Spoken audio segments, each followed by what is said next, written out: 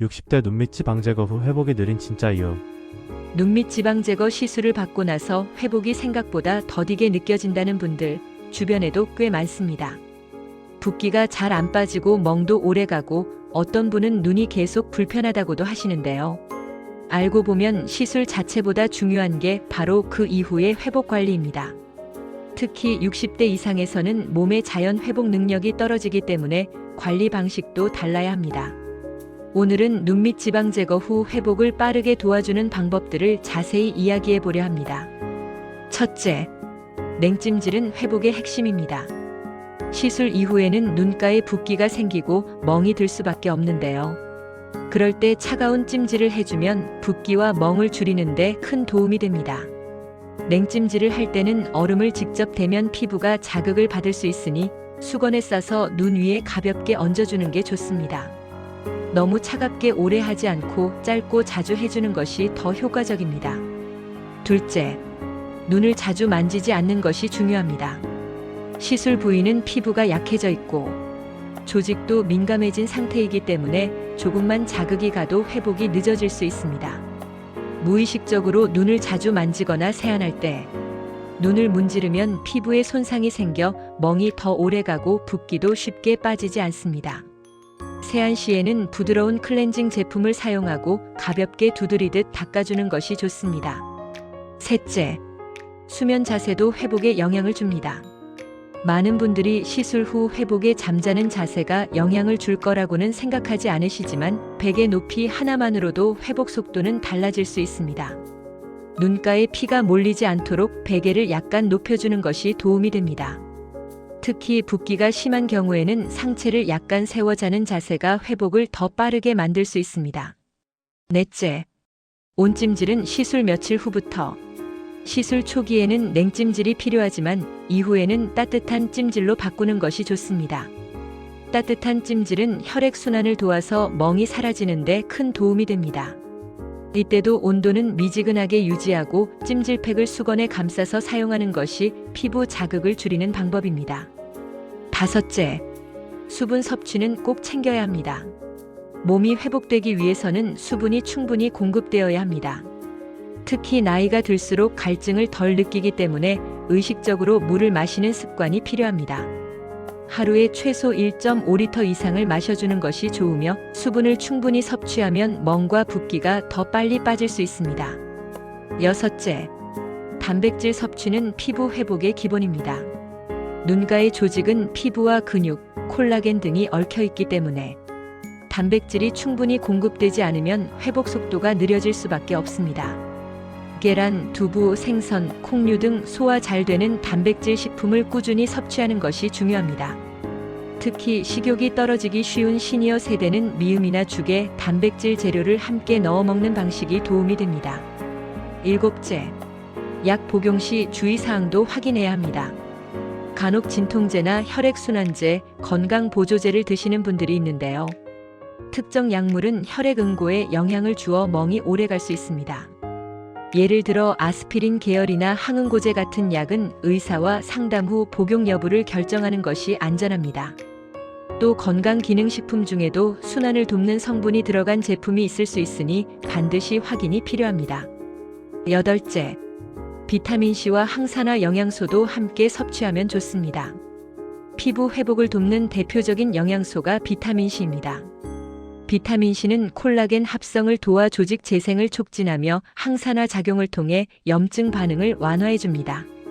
하루 500mg 정도의 비타민C를 음식 또는 보충제로 꾸준히 섭취하면 회복에 도움이 됩니다.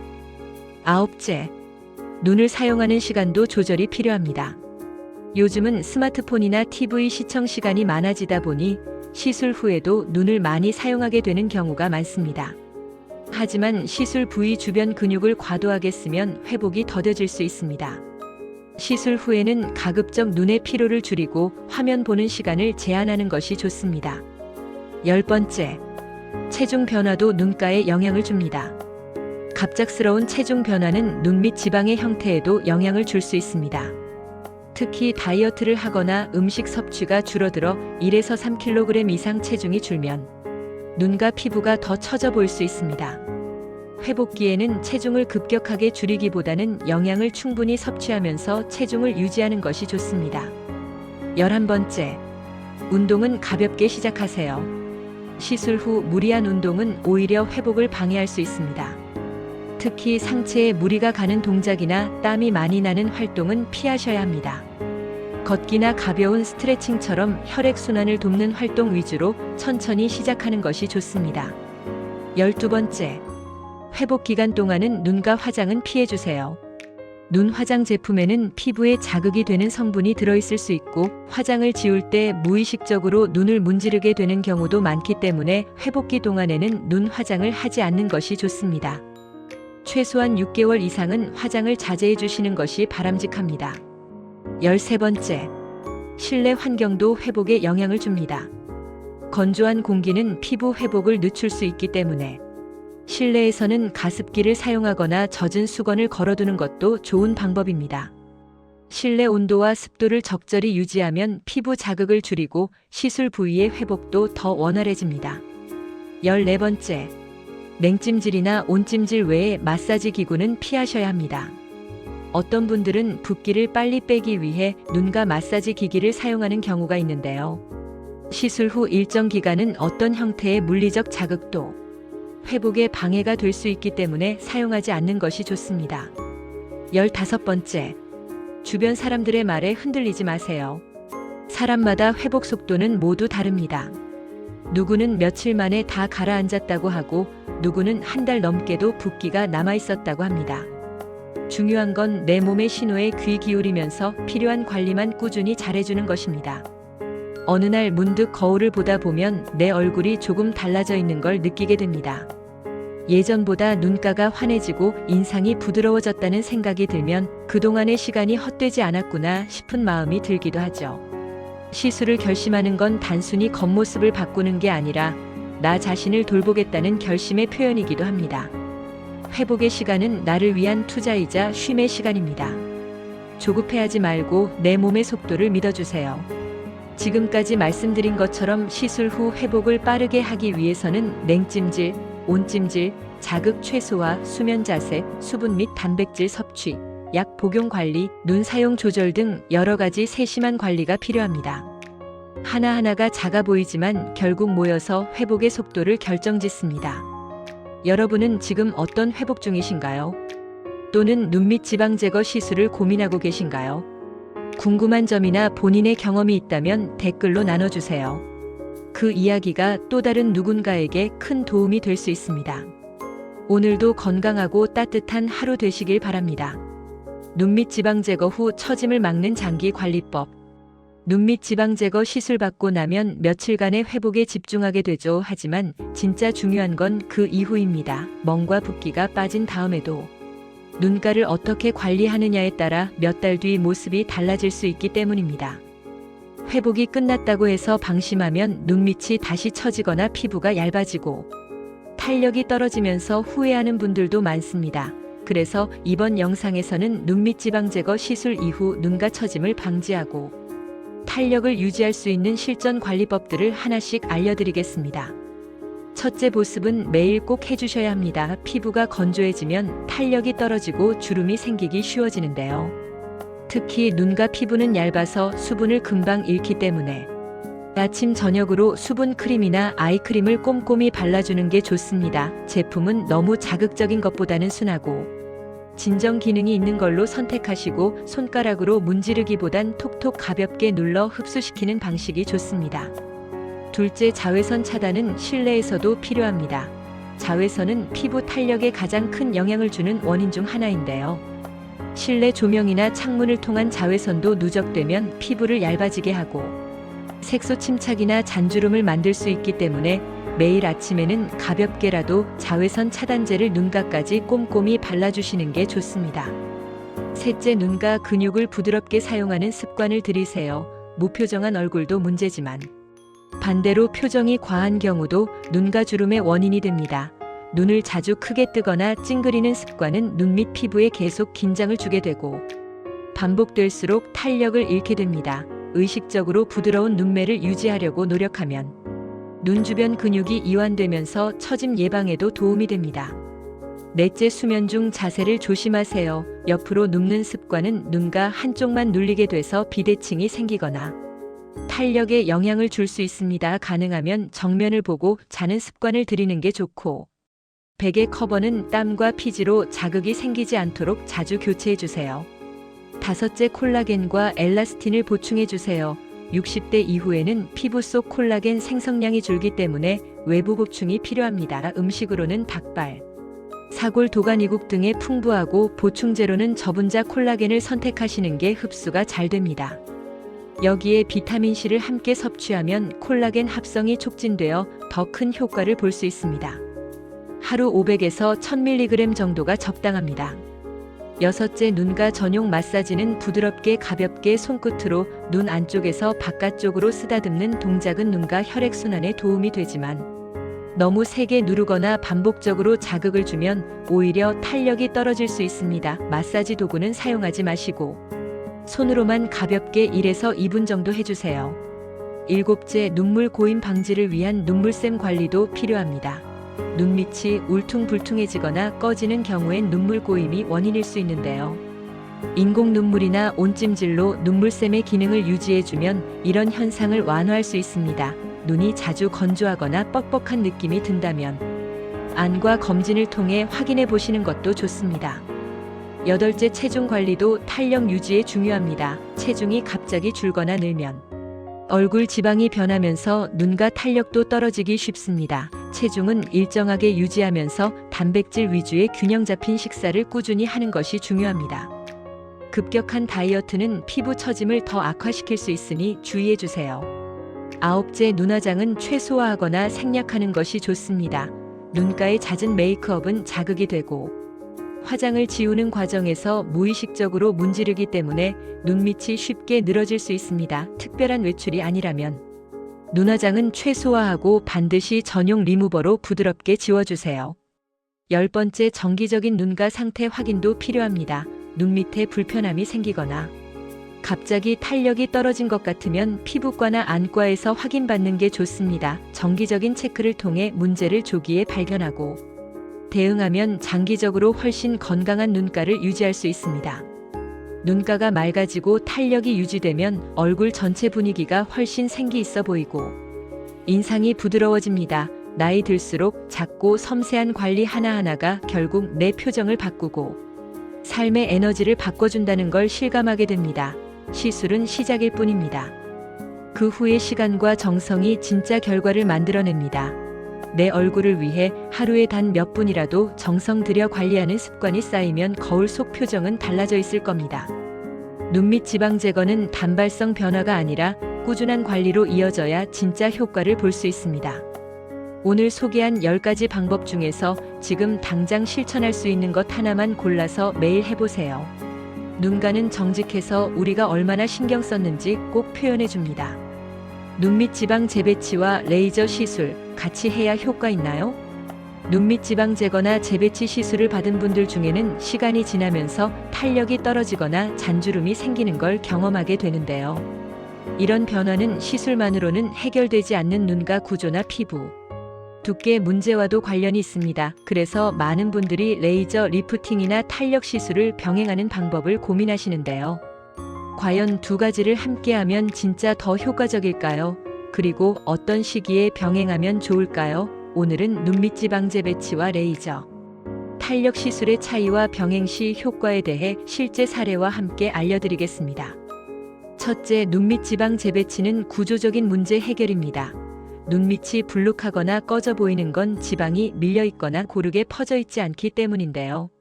지방을 다시 재배치해 고르게 만들면 그림자지는 부분이 줄고 눈가가 밝아 보이게 됩니다. 이건 단순히 표면만 바꾸는 게 아니라 안쪽 구조를 교정하는 시술입니다. 둘째, 레이저 탄력 시술은 피부 표면에 초점을 맞춥니다. 지방을 만지는 시술은 눈가 아래 깊은 층에 접근하지만 레이저 리프팅은 피부 겉면과 진피층에 작용합니다. 즉, 이미 얇아진 피부를 좀 더 탄탄하게 하고 처짐을 예방하는 데에 효과가 있습니다. 탄력 저하나 미세한 주름이 고민일 경우에는 재배치만으로는 부족할 수 있어서 레이저 시술이 보완 역할을 해줍니다. 셋째, 병행 시술은 타이밍이 중요합니다. 두 시술을 같은 날 한 번에 받기보다는 눈밑 지방 재배치를 먼저 하고 어느 정도 회복이 된 후에 레이저 시술을 병행하는 것이 좋습니다. 보통 멍과 붓기가 가라앉고 피부 조직이 안정된 다음이 적기입니다. 너무 빨리 레이저를 받으면 회복 중인 조직에 자극이 가해질 수 있기 때문입니다. 넷째, 레이저 시술도 종류가 다양합니다. 울세라, 슈링크 임모드 등 다양한 기기가 있는데요. 각각 작용하는 깊이와 강도가 다르기 때문에 시술 후 피부 상태와 나이에 맞춰 선택하는 게 중요합니다. 피부가 얇고 민감한 시니어층은 에너지 강도가 낮은 장비를 선택하는 것이 안전하고 부담도 적습니다. 피부과 전문의 상담을 통해 나에게 맞는 장비를 선택하시는 게 좋습니다. 다섯째, 비용과 유지 기간도 고려해야 합니다. 눈밑 지방 재배치는 한 번으로도 효과가 오래 지속되는 시술인 반면 레이저 시술은 일정 주기로 반복해야 탄력이 유지됩니다. 보통 3개월에 한 번 또는 6개월에 한 번씩 받는 걸 권장하는데요. 비용 부담도 있기 때문에 전체적인 플랜을 미리 세우고 시작하는 것이 현명합니다. 여섯째, 병행 시술은 맞춤형 접근이 필요합니다. 모든 분이 다 두 가지를 병행해야 하는 것은 아닙니다. 눈밑 지방이 많고 피부도 많이 처진 경우에는 병행이 필요할 수 있지만 지방만 불룩하고 피부 상태가 괜찮은 분들은 굳이 레이저까지 받을 필요는 없습니다. 나이, 피부 두께, 탄력 상태 등을 종합적으로 보고 전문가의 상담을 받아 결정하는 것이 가장 안전합니다. 일곱째, 시술 후 홈케어도 병행 효과에 영향을 줍니다. 시술만 받고 관리가 부족하면 결과도 오래가지 않는데요. 특히 눈과 피부는 자외선 보습 수면 상태에 따라 탄력이 달라지기 때문에 수분 공급과 자외선 차단은 필수입니다. 또 단백질과 콜라겐을 충분히 섭취하고 눈과 근육을 무리하게 쓰지 않는 것도 회복에 도움이 됩니다. 여덟째, 실제 사례를 보면 병행 효과를 더 느낄 수 있습니다.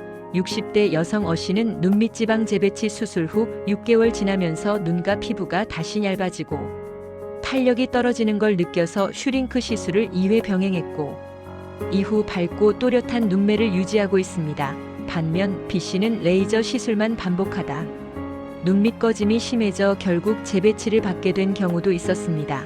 결국 본인 상태에 맞는 접근이 가장 중요하다는 걸 보여주는 예입니다.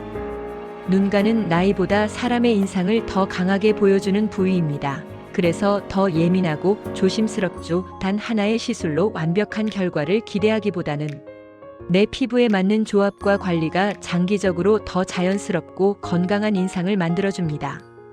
전문가의 손길과 내 스스로의 관리가 만나야 진짜 결과가 나옵니다. 그 변화는 결국 내 삶의 자신감으로 이어집니다. 눈밑 지방 재배치와 레이저 시술은 각각의 역할이 분명히 다르고 함께 했을 때 시너지 효과를 낼 수 있습니다.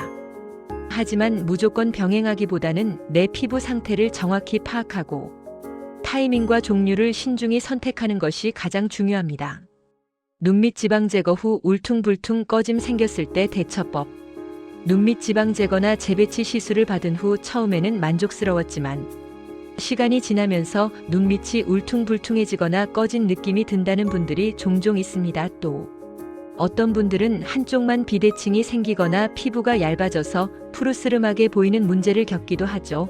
이런 부작용은 흔하지는 않지만 발생할 수 있고 미리 알면 더 빠르게 대응할 수 있습니다. 오늘은 눈밑 지방 제거 후 생길 수 있는 대표적인 부작용들과 그 원인, 그리고 어떻게 해결하면 좋은지 실제 사례와 함께 알아보겠습니다. 첫째, 눈밑이 울퉁불퉁해지는 현상입니다. 이런 현상은 보통 지방이 고르게 분포되지 않거나 흡수되는 속도가 달라졌을 때 생기는데요. 특히 재배치 시 지방이 너무 얕거나 깊게 위치하면 표면에서 울퉁불퉁한 그림자가 생길 수 있습니다. 이럴 땐 피부 상태를 확인한 후 재교정이나 지방이식 레이저 시술 등으로 개선할 수 있습니다. 둘째, 꺼짐 현상은 지방이 과하게 제거됐거나 흡수된 경우입니다.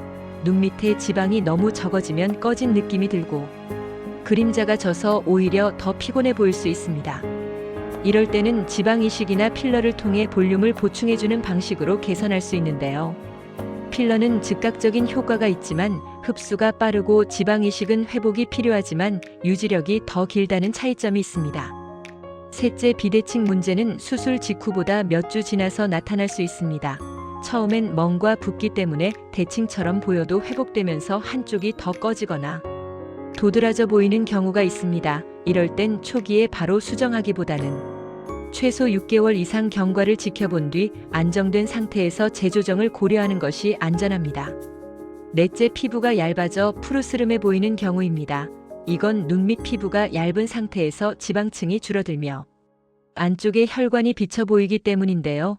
이럴 땐 피부를 두껍게 만드는 레이저 시술이나 콜라겐 촉진 주사 등이 도움이 될 수 있습니다. 또 아이크림이나 비타민C 크림 같은 홈케어도 어느 정도 개선 효과가 있습니다. 다섯째, 잔주름이 늘어나는 현상입니다. 지방이 줄면서 피부가 남아 쭈글쭈글해 보이는 경우가 있는데요. 이건 피부 탄력이 떨어진 상태에서 지방만 제거되었을 때 생깁니다. 그래서 눈밑 지방 제거 시술 후에는 탄력 관리도 꼭 함께 해줘야 합니다. 리프팅 레이저나 초음파 시술을 병행하거나 피부 속 콜라겐 생성을 도와주는 영양 보충이 필요합니다. 여섯째, 흉터나 속눈썹 변형 같은 드문 부작용도 있습니다.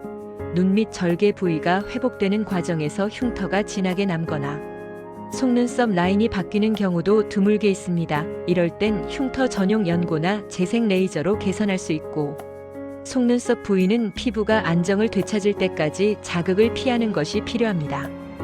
일곱째, 감각 저하나 뻣뻣한 느낌도 초기에 생길 수 있습니다.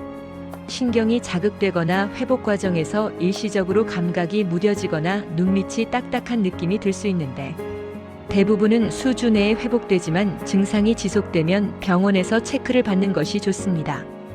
70대 여성 어님은 시술 직후엔 큰 문제 없었지만 2달 후 꺼짐 현상이 생겨 필러로 교정했고 이후 피부 탄력 관리를 병행하면서 자연스럽게 회복됐습니다. 반면 60대 B님은 지방이 과하게 제거돼 울퉁불퉁해진 상태에서 바로 지방 이식을 받았지만 흡수가 잘 되지 않아 레이저와 함께 관리하면서 개선됐습니다. 결국 초기 판단과 대응이 매우 중요하다는 걸 보여주는 사례입니다. 부작용이라는 말만 들어도 겁부터 나지만 사실 대부분의 문제는 조기에 발견하고 적절히 대처하면 충분히 회복이 가능합니다. 우리의 몸은 생각보다 회복력이 크고 특히 눈가는 작은 변화에도 민감하지만 잘 돌보면 빠르게 반응해줍니다. 불안한 마음보다 내 얼굴을 잘 관찰하고 변화에 귀 기울이는 습관이 더 중요합니다. 무조건 걱정하기보다 지금 내 상태를 있는 그대로 받아들이고 필요하면 전문가의 손을 빌려보는 것도 나를 위한 좋은 선택이 됩니다. 눈밑 지방 제거나 재배치 시술 후 부작용이 생기더라도 대부분은 조절 가능하고 회복 가능한 문제입니다. 문제를 너무 오래 두거나 잘못된 대응을 하면 오히려 시간이 더 걸릴 수 있기 때문에 내 상태에 맞는 대응과 전문가의 조언이 가장 중요합니다.